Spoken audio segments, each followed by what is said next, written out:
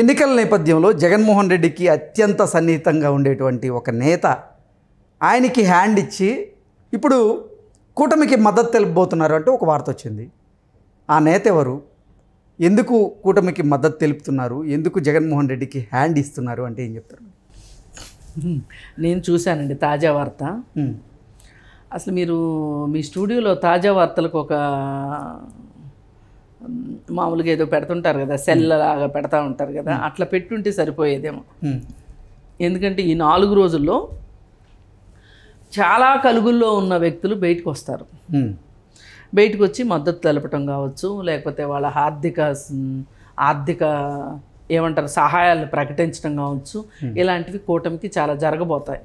Okay, దానిలో భాగంగా ఇప్పుడు ఈ యార్లగడ్డ లక్ష్మీప్రసాద్ అనే ఈయన హిందీ ప్రచార సభ జాతీయ అధ్యక్షులు. ఓకే, ఆయన ఉద్దేశం ఏంటి అంటే ఆయనకి హిందీ బాగా ఇష్టం కాబట్టి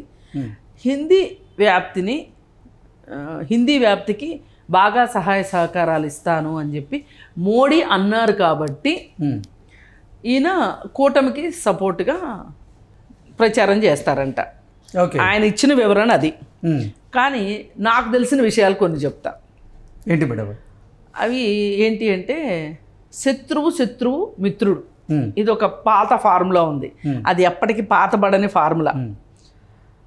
అయితే ఆ ఫార్ములా ప్రకారం వాళ్ళు కొంతమంది ఏంటంటే చంద్రబాబు నాయుడు అంటే పడని వాళ్ళు, చంద్రబాబు నాయుడు వల్ల ఎన్టీఆర్ కుటుంబానికి నష్టం జరిగింది అనుకుంటున్న కొంతమంది వ్యక్తులు ఉన్నారు. వాళ్ళు ఎల్లవేళలా చంద్రబాబు నాయుడికి వ్యతిరేకంగానే ఉంటారు. వాళ్ళు ఆ వ్యతిరేకంగా ఉండే ఒక కూటమి ఉంది. ఆ కూటమిలో ఈయన కూడా ఉన్నారు. ఓకే, ఈ కూటమిలో ఉన్న ఈయన ఏం చేశారు అంటే చంద్రబాబు నాయుడికి వ్యతిరేకంగా ఉండాలి. ఆ ఎదురుగా ఉన్నోడు ఎంత ఎదవైనా పర్వాలేదు, మనకి శత్రువు చంద్రబాబు నాయుడు కాబట్టి చంద్రబాబు నాయుడిని వ్యతిరేకించే వాళ్ళు కానీ చంద్రబాబు నాయుడుకి ఆపోజిట్లో ఉన్న వాళ్ళు మనకి మిత్రులు. వాళ్ళకి చరిత్ర ఎంత దరిద్రపు చరిత్ర ఉన్నా వీళ్ళకి పట్టదు, ఎంత హీనమైన చరిత్ర ఉన్నా వీళ్ళకి పట్టదు. అయితే వీళ్ళు ఈ విధంగా చంద్రబాబు నాయుడికి మరి ఎవరు వ్యతిరేకం, ఎవరు ఆపోజిట్లో ఉన్నారు? జగన్మోహన్ రెడ్డి. అందుకని జగన్మోహన్ రెడ్డితో చేరిపోయారు వీళ్ళు. చేరిపోతే జగన్ కూడా ఏం చేశాడు అంటే జగన్ రెడ్డి ఎవరైతే ఒక సామాజిక వర్గం నుంచి చంద్రబాబు నాయుడు అయితే కడుపులో నొప్పితో ఉన్నారో వాళ్ళందరికీ నామమాత్రంగా ఏదో ఒక ఎంగిల్ చేత్తులో కాకిని విసరని అంటారు కదా, కానీ జగన్ ఇసురుతాడు, ఎంగిల్ చేత్తో కాకిని ఇసురుతాడు.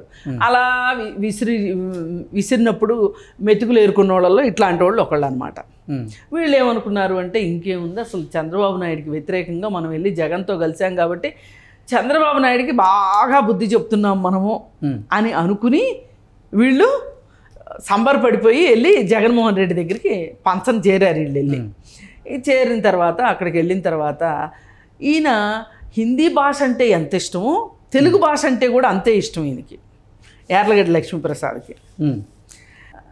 ఎప్పుడైతే అక్కడ ఇంగ్లీష్ని ప్రాథమిక విద్య దగ్గర నుంచి ఇంగ్లీష్ మీడియంలోనే చదువులు ఉండాలి అని జగన్మోహన్ రెడ్డి ఎప్పుడైతే ఒక విషయం తీసుకుని వచ్చాడో అప్పటి నుంచి వీళ్ళకి కొంచెం అంటే కొంచెం గ్యాస్ట్రిక్ ట్రబుల్ స్టార్ట్ అయింది జగన్ రెడ్డి మీద. అది ఒక తారాస్థాయికి వెళ్తుంది అనుకునే సందర్భంలో మింగలేరు కక్కలేరు, అసలే ఫ్యాక్షన్ లీడరు. మనం చూస్తే కృష్ణా గుంటూరు జిల్లాల వాళ్ళం, మనకి మాటలు తప్పితే చాతల జాత కాదు. జగన్ రెడ్డిని ఏమన్నా అన్నాడు అనుకో ఏం చేస్తాడు? అసలే పోయినసారి బాబాయి గొడ్డలిపోటు, ఎయిర్పోర్టు, కోడికత్తి కేసు ఇట్లాంటివన్నీ ఉన్నాయి. సరే ఎలాగో వచ్చాం కదా, నోరు మూసుకుంటే పోలా అని అనకుండా ఉన్నారు. అక్కడ చాలా బాధ అయింది ఈయనకి. అయినా కానీ ఊరుకున్నాడు. ఊరుకున్న తర్వాత ఈయన ఫస్ట్ టైం రెబల్గా మాట్లాడింది ఎప్పుడు అంటే ఇంకా ధైర్యం కూడ తెచ్చుకుని విజయవాడ హెల్త్ యూనివర్సిటీకి పేరు మార్చినప్పుడు ఎన్టీఆర్ పేరు తీసి వైఎస్ రాజశేఖర రెడ్డి పేరు మార్చినప్పుడు కొంచెం బయటపడి ఒక స్టేట్మెంట్ ఇచ్చాడు అంతే. అప్పటి నుంచి వైసీపీ పార్టీలో ఇన్యాక్టివ్ అయిపోయాడు. ఓకే, అయిపోయి ఇప్పుడు ఏదో ఒక సందర్భం రావాలి, వస్తే కానీ మనము ఆ వంక పెట్టుకొని మళ్ళీ కూటమికి దగ్గర కావాలి అనుకున్నారు. అంటే కూటమి అంటే చంద్రబాబు నాయుడు అనుకునేరు సుమా, కాదు, బీజేపీ జగన్కి వ్యతిరేకంగా రావాలి. ఇప్పుడు ఎలాగో కూటమి వచ్చింది కాబట్టి, ఈ కూటమిలో బీజేపీ ఉంది కాబట్టి ఇప్పుడు నేను వచ్చి ప్రచారం చేస్తాను అని చెప్పి ఈయన వచ్చారు, లక్ష్మీప్రసాద్ వచ్చి. ఈయన ఏం చెప్తున్నారు, రావటానికి కారణం హిందీ భాషని అభివృద్ధి చేస్తానని మోడీ అన్నాడు కాబట్టి నేను వచ్చాను అని చెప్తున్నాడు ఈయన. సరే, రీజన్ ఏదన్నా కానివ్వండి. ఇప్పుడు ఒక శత్రువుని ఎదుర్కోవాలి అనుకున్నప్పుడు ఎంతమంది కలిసి వచ్చినా మంచిదే.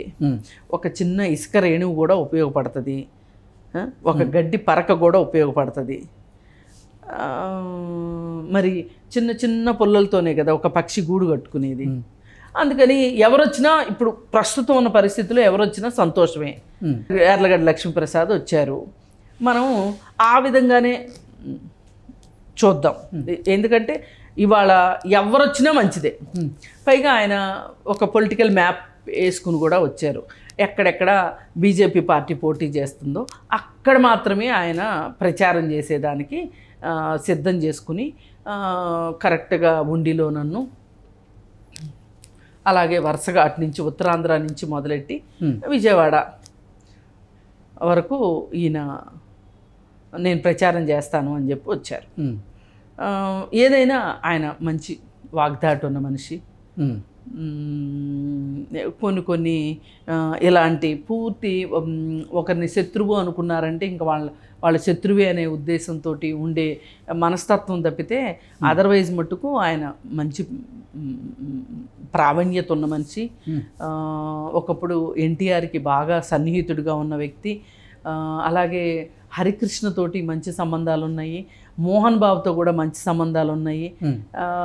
ఇలా రకరకాలుగా ఆయన అందరితోనూ వ్యవహారాలు నడిపిన వ్యక్తిగా ఆయనకి మంచి పేరైతే ఉంది. కాకపోతే ఎన్టీఆర్ హెల్త్ యూనివర్సిటీ పేరు మార్చినప్పుడు మట్టుకు ఆయన దగ్గర నుంచి వచ్చిన స్పందన అంతగా డోసు సరిపోలేదు అనిపించింది. ఏదో మాట్లాడాలి అంటే కొంచెం భయంగా మాట్లాడినట్టు అనిపించింది. ఈరోజు పరిస్థితి ఏంటో తెలుసా అండి, ఈరోజు వాళ్ళకి జగన్ రెడ్డి ఉండడు ఇక ఫ్యూచర్లో అనేది అర్థమైన తర్వాత ధైర్యంగా వచ్చారు. ఇప్పటిదాకా ఆయన ఏంటి ఎంతో కొంత ముసుగులు మెయింటైన్ చేశాడు. అలాంటిది ఇప్పుడు అవన్నీ తీసి పక్కన పడేసేసి ధైర్యంగా వచ్చాడు బయటికి. ఇప్పుడు అందుకే అన్నా నేను, కలుగుల్లోంచి రోజుకొకళ్ళు వస్తారు, గంటకొకళ్ళు వస్తారు, ఇక నుంచి ఇంకా ఎక్కువ మంది వస్తారు బయటికి, ఇప్పటిదాకా రాని వాళ్ళు. అదే వీళ్ళంతా ముందు వచ్చి ఉంటే బాగుండేది కదా అంటే మన చేతుల్లో ఉండదు కదా, అది వస్తారు. ఎవరొచ్చినా ఇవాళ కూటమికి బలమే అవుతుంది తప్పితే అది బలహీనత అవ్వదు.